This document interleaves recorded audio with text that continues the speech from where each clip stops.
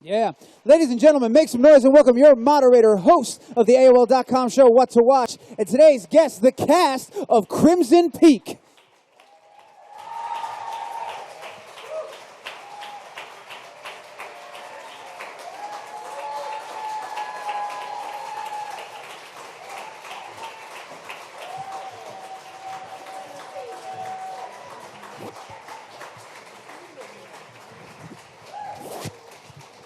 Wow. Thanks, everybody. This movie is so cool, you guys. Thanks so much for being here. My first question is, it's so cinematic. It's so beautifully filmed. The art direction is unbelievable. How much did you know of what it was going to look like when you were approached about doing this project, and how much of that was a selling point for you? I think for me, Guillermo del Toro was the selling point. I'd worked with him on Mama, a film that he produced. Love The Devil's Backbone and Pan's Labyrinth and his huge imagination. So when he sent me the script, and also understanding his passion for the Gothic romance, I knew that whatever I could imagine, just to up it, because he was the man to tell the story. What did how was the house how was the house described in the script? Could you sort of see it from the page? Could you get an idea from it? The house has become so indelibly printed on my mind as a set that I actually can't remember how it was described in the script. I mean, I found the script incredibly atmospheric. It was emotionally sophisticated and psychologically engaging, but it was also incredibly spooky. And the combination of the two is something I'd never read before. And it was the sophistication of the engagement of the three characters that we play that I really wanted to jump into. And then the house, I mean, the house really was, we've said it a lot recently, but the house was the most extraordinary manifestation of Guillermo's imagination. It was built on a soundstage in Toronto, and the first time I saw it, it was like stepping into another world. It was like going through a kind of Narnia-style cupboard into a very dark, creepy place. The house is amazing. It's one of those things that you see in a movie and you think, oh, when they're doing press, this is going to be the thing that they're going to talk about. But you have to talk about it. I can't imagine you would ever get tired of talking about it. It's so beautiful and cool. Mia, can you talk about working on that set? I mean, there's a working elevator in what looks like a dilapidated, destroyed house. Yeah, I think it's getting increasingly rare to be on a set that has an actual, that's been, built for you, I guess, because visual effects are so kind of affordable and common now. So it's always sort of such a treat when it's a very traditional set that's built, and felt like we were constantly seeing new details in it, and, that they would flick a switch and the walls in the kitchen would start like seeping with that clay, and that, the word fear was kind of in the wallpaper in the shape of moths, and so yeah, just beautiful details that we were always discovering, I think. Can I ask a silly question? Can you talk about your hair in the movie? You have amazing hair throughout the film, especially when you're sort of storming the halls or scared, walking through the halls scared of this house. Yeah, it's a bit of a hair fetish film, I think.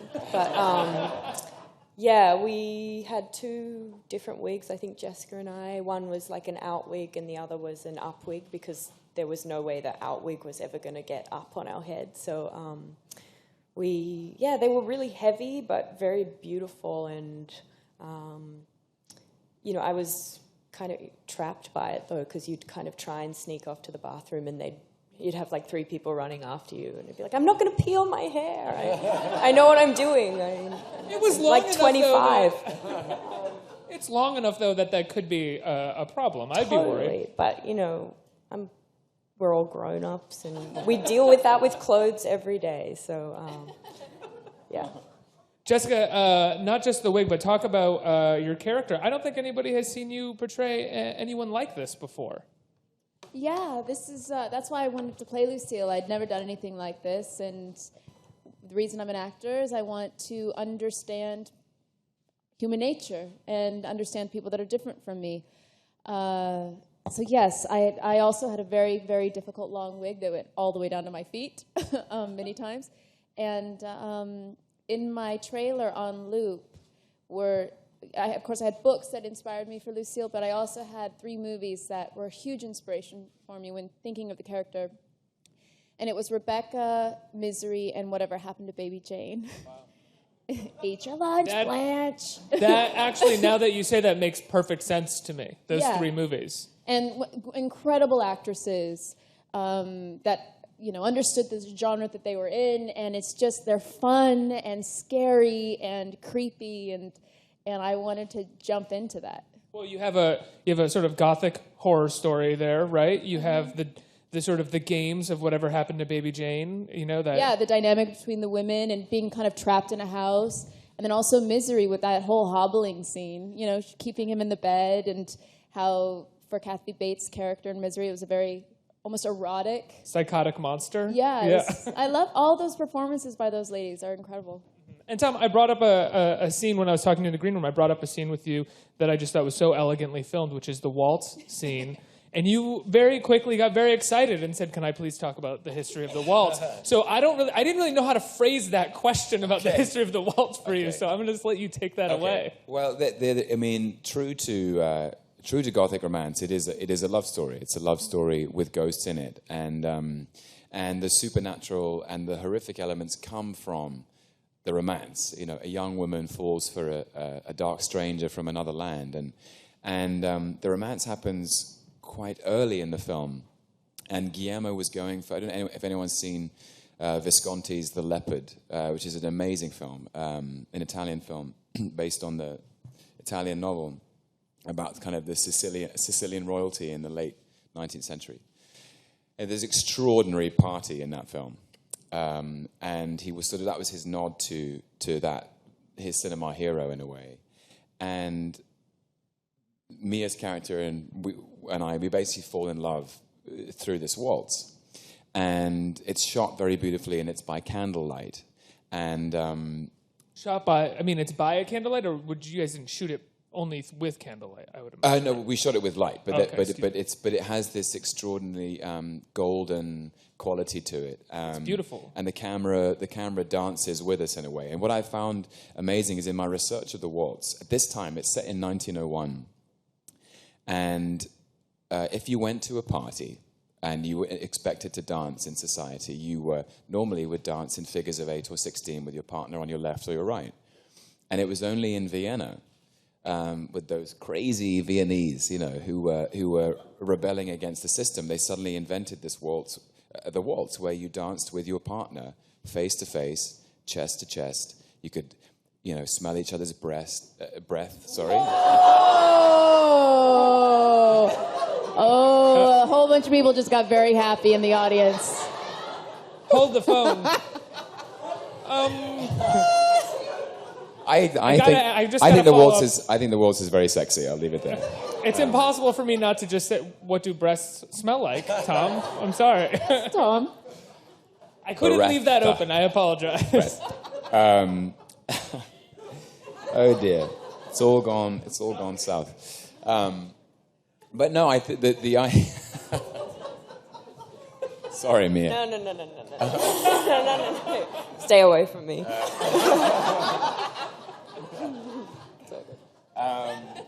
Anyway, my point is that it's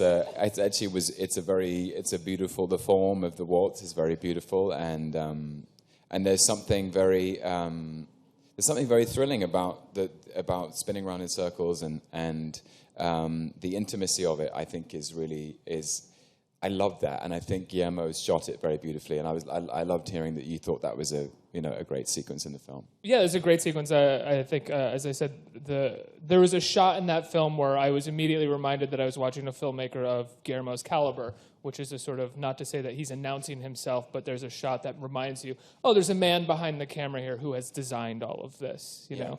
I don't want to give it away, not that that's a spoiler.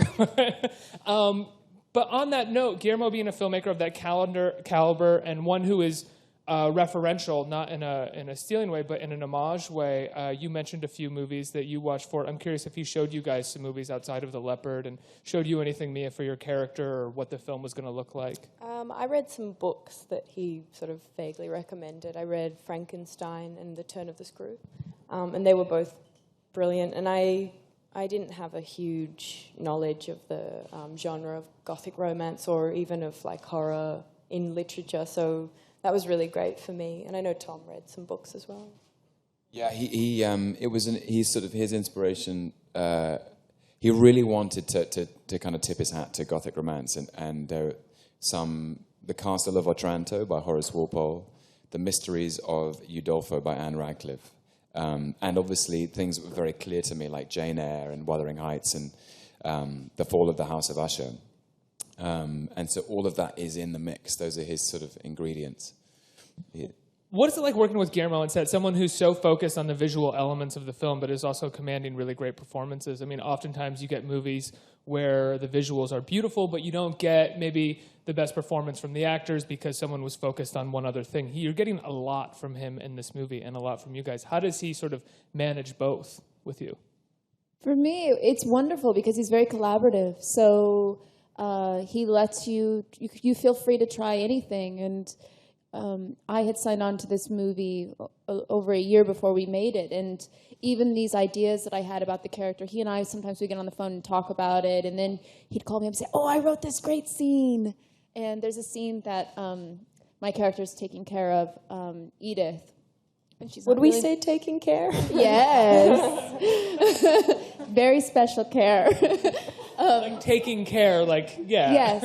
Where she's feeding her in the bedroom, and Guillermo had written that and called me about it, and so it was a constant back and forth where I felt like he was so inspiring to me. Just made me want to go even further than I thought was possible with the character, and I felt he kind of did that with everyone. He let us all really try what we wanted.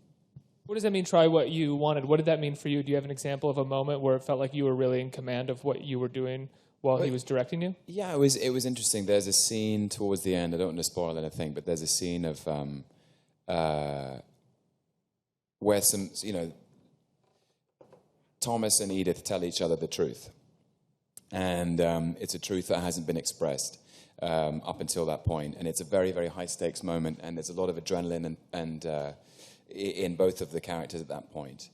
And as written, it was quite speechy. He confessed that. He said about 3 days ahead, he was saying, "What do you think of this scene? I think it's a little too formal. I think the nature of the scene is it's much more instinctive, and everything you say comes right from your heart. And so I think it should have a more spontaneous quality." And Mia and I and Guillermo in that moment completely rewrote the scene. And if you want to know what the scene is, when you see it, it takes place at the top of the elevator stairs when Edith finds Thomas.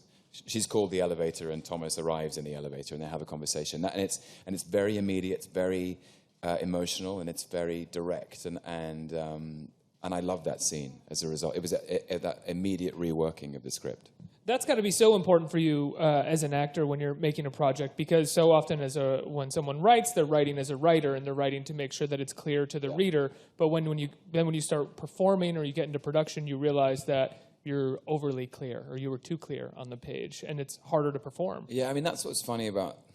that's the incredible thing about cinema, in the end, is the truthfulness of the camera. The camera is it captures everything, and so the discipline for us is to be truthful always. It has to feel real, even if the situation is heightened. It has to feel like it's emotionally real.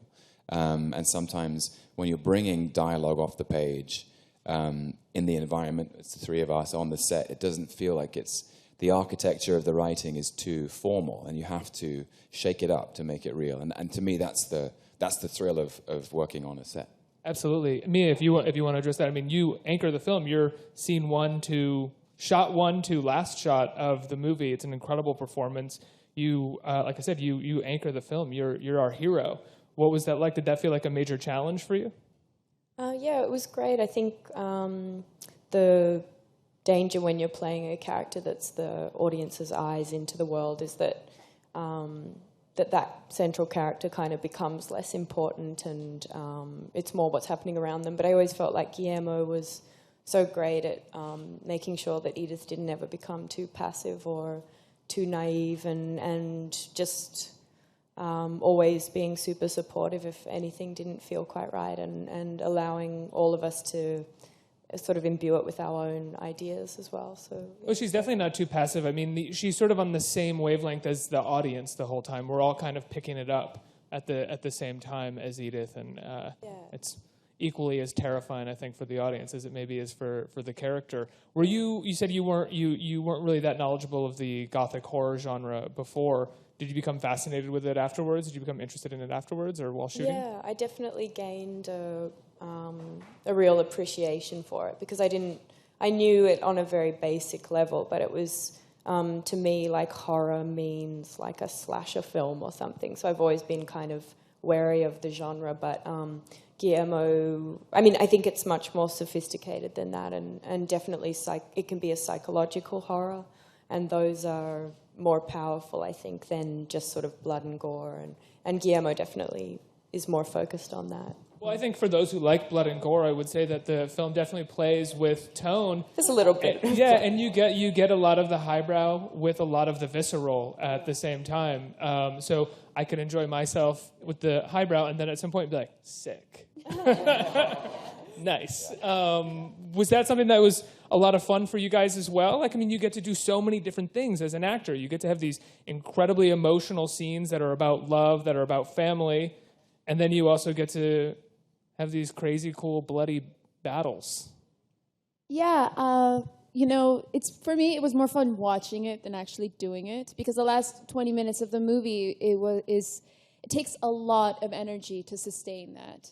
And for the movie itself, or for you as the actor when you were shooting it? For you as the actor, because something that could happen in 20 minutes on film is days and weeks of us shooting. And do you mind me asking? I mean, I know a lot of people haven't seen it, but how long did it take to shoot that climactic scene? Well, there's many scenes put together, so they were actually spread out a bit. But we tried to shoot everything in the house. Was it 3 weeks total? 3 weeks. So the last half an hour took about 3 or 4 weeks. Yeah. But the movies of my youth are like Interview with the Vampire and Gary Oldman's Dracula. I love those movies because they're sexy and, theatrical and a little bit scary. And of course, I love Rebecca and The Innocents and all of that. So for me, watching it was wonderful. What was your favorite scene to shoot, Tom? It was the waltz, I have to say. Like, because we got to the waltz after we'd done the end of the film, which was very, very intense. Every character is in a life or death situation. I mean, immediately life or death, seconds away from one or the other. And so the experience of doing that as an actor is you have to put your mind and body in that environment and recreate the effect on, if you're terrified and desperate, it affects the way you breathe. And we were doing that for hours and hours and hours, day after day. And we finally finished it, and we moved outside, and the snow in Toronto melted, and we started literally dancing. And the experience of working for a day was just so much more uplifting, wasn't it? Yeah. So, but I loved the bits with Thomas is an engineer. He's an inventor, and he's actually more gifted as an industrialist than anybody in the film gives him credit for. He's actually capable. And he invents this machine which eventually works, and they built it. The machine is all real. It's so cool. Yeah. When we finally see that machine, because we see the mini replica. That's or right. Whatever, and then when we actually see the machine, it's like the house. You suddenly think, holy shit, you guys built this for this movie? Yeah. That's crazy. Yeah. It was an extraordinary thing to be on. I mean, I don't know how they got it up to the top of that hill, but it worked, The mechanics of it were completely real. It felt like kind of driving a train. It was extraordinary, yeah. Mia, what would you say your favorite scene to shoot was in the movie? No spoilers. I think because for a lot of the film, my character's sick and scared, and I was pretty excited to do the last stuff. And Guillermo was really sweet. Like, he'd come up to me and be like, I know this is hard, but, I promise next week you get to stab somebody. And I'd be like, thank you. So, yeah. That's what would get you through a week? You're like, next week, I'm going to stab somebody. Yeah, pretty much. It was fun. I think we have some time for audience questions. Does anyone have any questions in the audience? I bet you do. Hi, Tom. Hello. The first time I saw you on the big screen is Warhorse, then Avengers, then I'm going to see this movie tonight.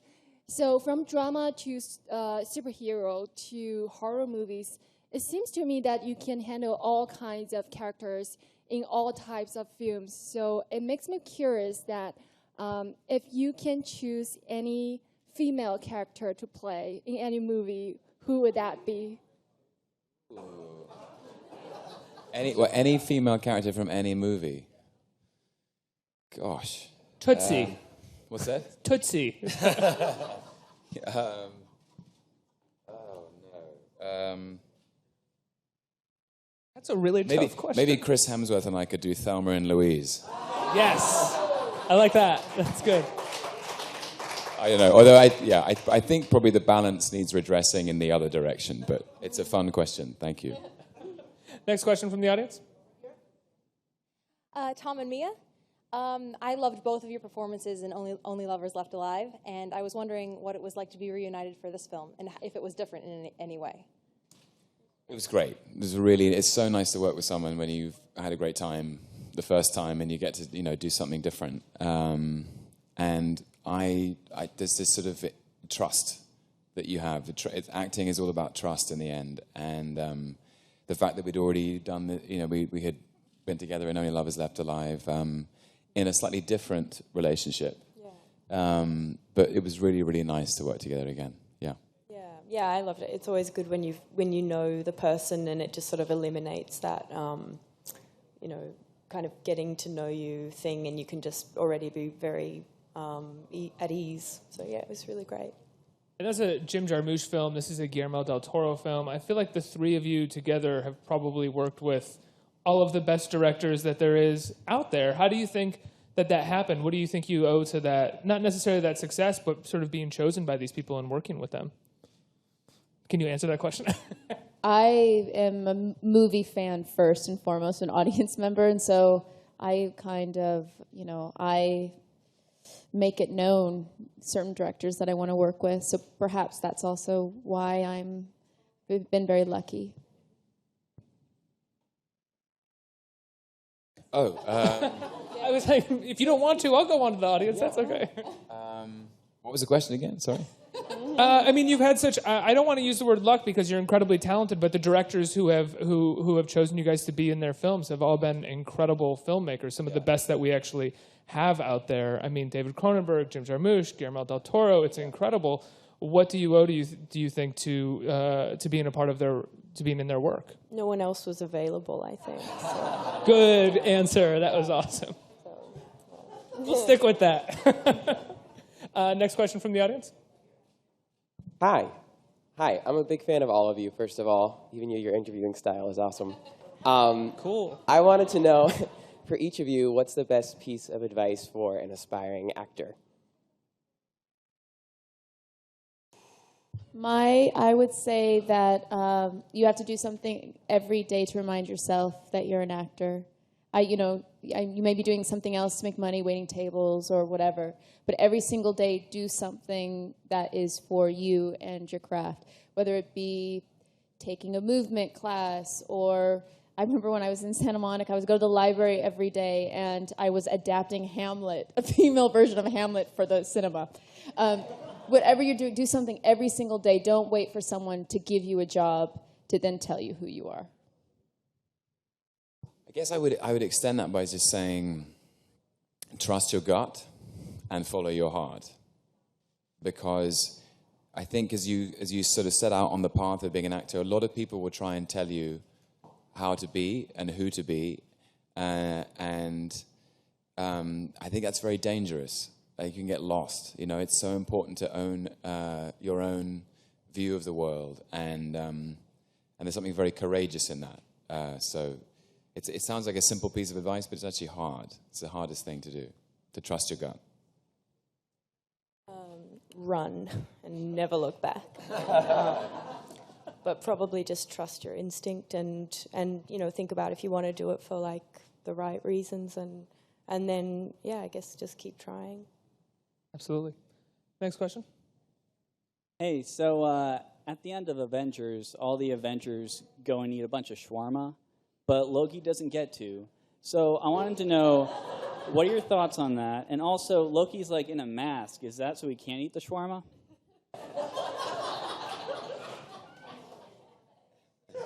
Shawarma's like a kebab. Jessica Chastain doesn't know what shawarma is. It's like a kebab, I think. It's like halal, like Yeah. a halal sandwich. You know, Let me honestly, answer that with another word. I'm a vegan. I think Loki is cool. I think he's cool without the shawarma, if I'm honest. And he's not really part of the team. It was kind of a team thing. So, you know, he tried to take over the world. That wasn't really involved in being part of that team. And he wasn't invited. He's good, man. He's Loki. He doesn't need shawarma. Next question. Hey, I'd like to talk about just the intricacies of the genre that you were working in. Can you think of any specific creative challenges or adjustments to your process that you had to make that were genre specific? I think it's really important to. It's interesting because we've all done a wide variety of different things, and I think our responsibility is to take some time to sync up with the vision of the director, because you want as an actor to be free with your instinct, but you also need an infrastructure and a context to place yourself in, which is in line with the tone of what the director is trying to do. And so I think Guillermo was very helpful in his recommendations of novels, of films, of paintings, of allowing us into the framework of his imagination, saying, this is the world I'm building, and these are the archetypes, so that it gives your instinct a guide, and then once you step on set, you can be completely free. I think for me, it's about creating an imaginative context within which I can then place myself. Go ahead, Jessica. I'm sorry. It's okay. I was going to say also, for me, it was trying to understand and to fit the scale of what he was doing. Like with me, it was talking about the hair fetish or whatever it was. I mean, to wear these wigs and to wear these costumes, you have to fit into it. So it just looks like, normally I'd be wearing a pair of sweatpants and it's fine. It's just who I am. And so the characters have to match the scale of the world that they're living in.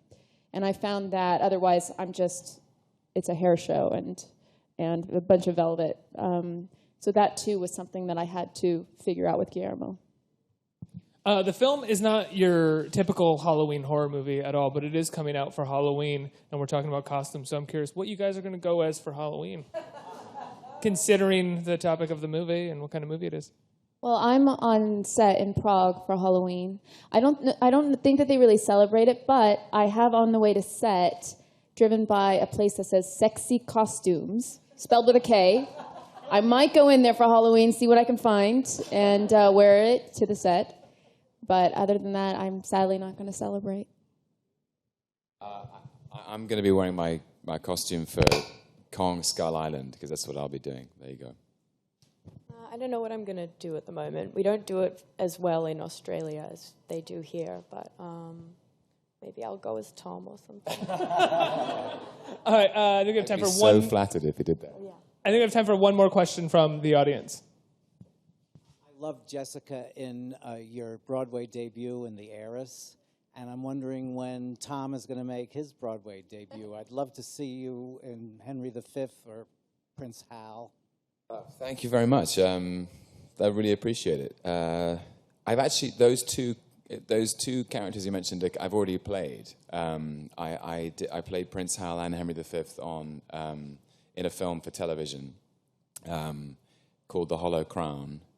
So I guess if you're burning to see me in those parts, I would direct you to that. But gently. You don't rush. Take your time. I would love to do theatre in this city. It's something I actually have done it once. I played at BAM, at the Brooklyn Academy of Music, in 2007 with a production of Cymbeline. But I'd love to come back. I don't know when or how or with what. I have to just make the time and make the commitment. But thank you very much for saying that you'd like to see it. Well, guys, I think that's all the time that we have. Congratulations on a great film and magnificent performances in it. Thank you so much for being here. And the film comes out today. Today. Go see Crimson Peak, guys. It's great. Thank you so much. Thank you so much.